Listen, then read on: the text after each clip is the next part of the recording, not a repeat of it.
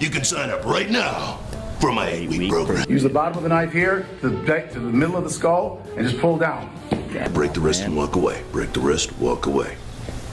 Jeez. These are keychains. They're for self-defense. We sell them on our website. Young man, what's under your mother's bed is none of your business. That is not a keychain. Do not attempt to attach keys to it. Size matters. Well, they say size does matter. I always thought that was an urban myth. Let's see what self-defense tactics we can learn from Detroit Urban Survival or Dust. Detroit Urban Survival Training. I'm going to share with you what to do if you're surrounded by a group of men and they attack you. So if they come at you, what you don't want to do is try to stay in the middle like in a martial arts karate movie, moving in a circle, trying to block, trying to hit. That's not going to work.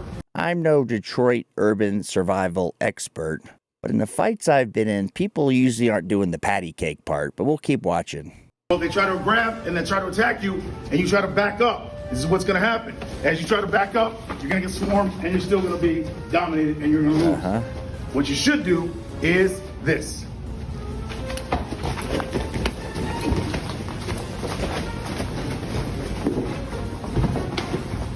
We used to call that ring around the Rosie. So if you could run around the guys, like they got you cornered, right? You're about to get a beat down put on you.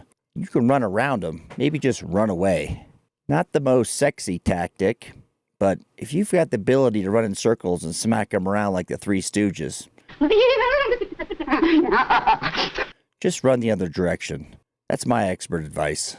And as you can see, when you move in a circle around the crowd, you're able to attack each attacker individually. First things first, were you ever getting jumped and you're in the middle? Do it again.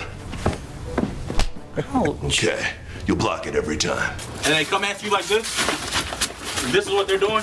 What you want to do is, you want to navigate away from it. When they start coming at you, all you want to do is just navigate away. Navigate away. And see me, I'm out. I'm completely safe. Do you think anybody thinks I'm a failure because I go home to Starlight night? To the circle, and then they start swinging. Fight back! Fight back! Now, the number of parodies about the Detroit urban survival training, we'll call it, are pretty strong.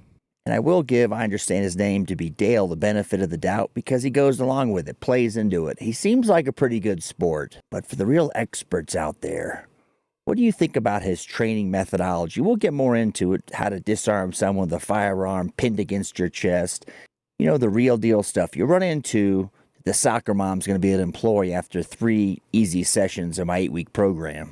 The hooligan puts you at gunpoint, step number 1. If you're not subscribed, do me a solid. Please subscribe. Number 2, snap. Hooligan looks down, boop, right to the eyes, and we're off the scene. All right, I had to throw a little bit of comedy in. Now we're going to get to some of the meat of the course, like how to stay alive if you go to Detroit. Come on. Detroit Urban Survival Training. I'm going to share with you today some ways that you can increase your survivability. If someone grabs you from the side, bear hugging you, holding you against your will. So you can take your leg, wrap it around the heel here, bring your knee to the front, and lock it out. Next time I get bear hugged in Detroit and someone's trying to steal my stuff, do they just stand there like that? Are they just standing there waiting for you to counter their move?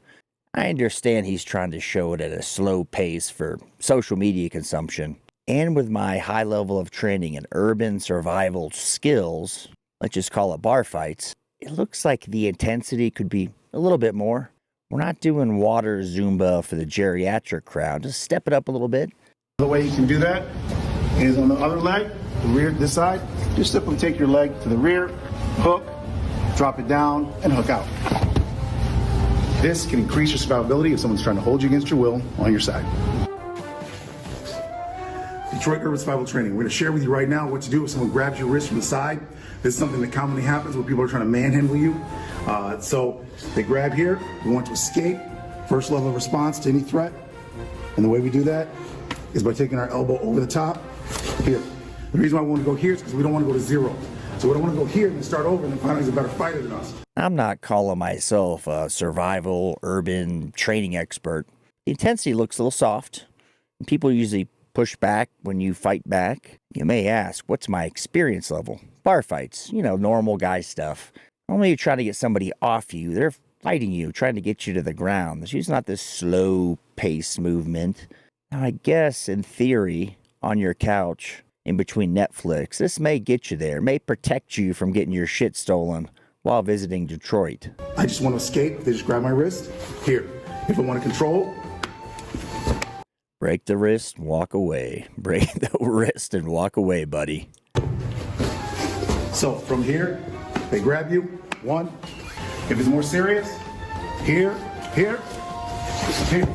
And that's peeling the eyes and striking the throat in the highway. That's how you defend yourself from a grab. Let me throw in a somewhat, we'll call it picky point. If they're grabbing you, trying to accost you, I'm going to call that serious. So why not just go for the eyeballs right off the bat? Let's go down the path with the survival training. We're going to see Dale here rolling around in a convertible Jaguar later, so he knows what he's talking about. I'd like to see maybe the demonstrations at a level that my grandmother would do if I got online, if I wasn't listening. That level of intensity.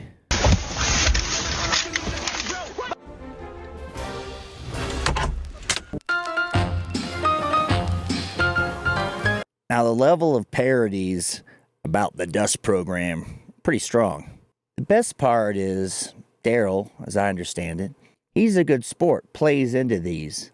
I'm going to show you an expert's opinion on this, someone who knows urban survival, at least on YouTube. I'm going to share with you right now what to do if a striker-fired weapon is pinning against your chest, against the wall. It's striker-fired, so there's no hammer in the back. So the first thing we're going to do is we can't move out of the way, we can't move offline. And if I were to try to move this, as soon as he saw my hand move, he's going to fire.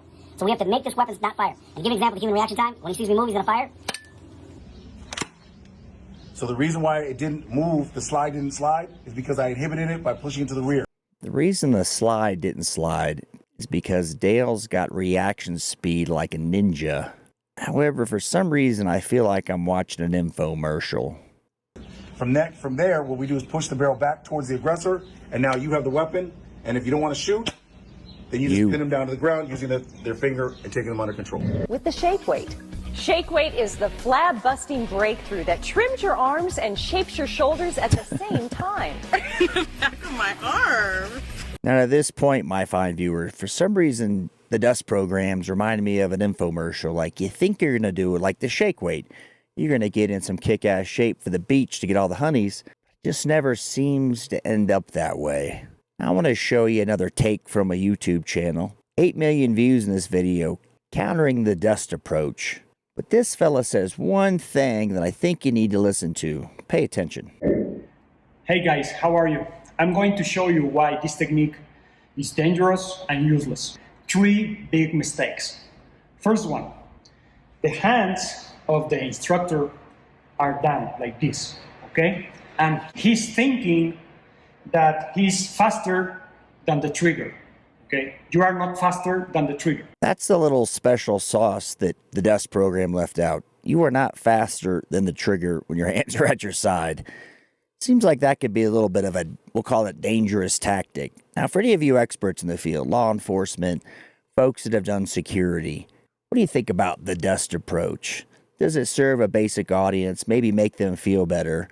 Here's what I'm thinking. Most of these folks, instead of spending their money on Dust or program, spend money on running fast. That may be their best choice in this situation. You gotta listen to this one. He explains what to do if you got a vehicle incident. You think you're gonna get some pearls of wisdom, but just stand by. You gotta see it to believe it. There's a vehicle behind you, like this black truck. Make 3 consecutive right-hand turns. Then you're gonna make 3 consecutive left-hand turns. All right, so we got 3 right-hand turns, 3 left-hand turns. I'm following along so far. I'm taking notes. If the car's still behind you, and you look back there, they're still there, you're gonna go to the nearest police station and call 911 on the way. So I was following along, the left-hand turns, right-hand turns. I'm waiting for the special sauce, like the CIA tactics, right? Then you're just going to call 911, go to a police station. Could have avoided all that, just drove there, but maybe there's some high-level shit I'm just not getting. Question for you. What do you think of the program so far, the 8-week program? Is it worth your money? You move up. So this is a position you would find yourself in, and instead of allowing them to do that to you, or just allowing them to, here's some options that may increase your survivability. Pay attention to where the toy firearm is. It's underneath his chin, right? They're jamming something up there. It gets hooked, right? And they're pushing hard. Your head's going to be turned back. It's going to be jammed into your chin. Not quite as easy, we'll call it, as what you'll see here. Pay attention. Number one is you have to move your head offline from the line of the trajectory of the bullet. At the same time, not to be a Debbie Downer, but that thing's going to be jammed under your jaw, pushing your head way back. You're not just going to move around. I mean, I'm no expert, mind you. However, I've got a modicum of common sense. Understand how these things work a little bit, so let's see what takeaways we can get from Dust. That you pull the wrist in. So step one, head goes back as hand is pinned in. This does not take strength because you're just pulling your hand in, which causes a lock on the wrist, which also articulates the barrel away from you. Two. Thinking said bad guy just pulls backwards. Usually his booger finger's on the bang bang, and it's probably going to go bang, but let's see what they have to offer here, because, you know, I may not get it. Fingers go here, thrusting into the eyes, and you're thrusting forward. You're not just touching the eyes, you're actually thrusting in, down. And from here, if you don't want to take them to the ground, you would just redirect the barrel here, and this would give you control and the ability to use the weapon. Sorry, don't move. Don't move.